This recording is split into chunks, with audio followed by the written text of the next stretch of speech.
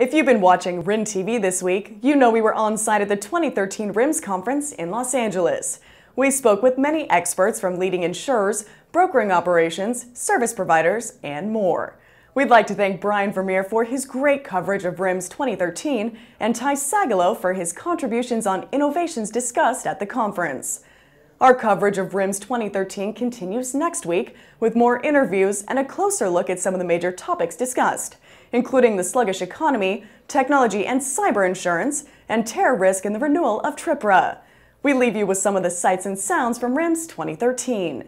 If you missed any of our reports, visit our on-demand library. I'm Marisa Krystian.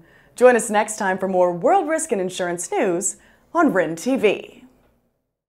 The new challenges risk managers face in contributing to corporate goals is not really a new challenge. It's a continued challenge to demonstrate the value of risk management and the risk management program. So it's really just continuing to impact strategy, to impact on companies meeting their strategic objectives and goals, and how is risk management playing a part in that? How is risk management playing a part in, unearthing what uncertainty is out there for companies and them not being able to reach their goals. And that's one of the challenges for the risk manager is how to predict the risks associated with economic challenge and how those manifest in terms of their businesses, their supply chain, their competitors, etc. It's a very, very complicated world that we operate in, a very challenging world for the risk manager. And obviously that creates opportunity for advisors such as ourselves to help the risk manager through those challenges. Let me be clear and unequivocal, Willis's position is that TRIA needs to be renewed.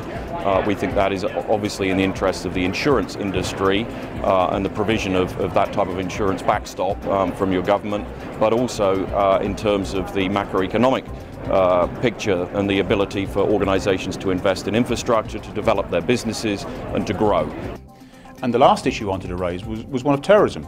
It's only this week that we've seen a different sort of event take place here in the US.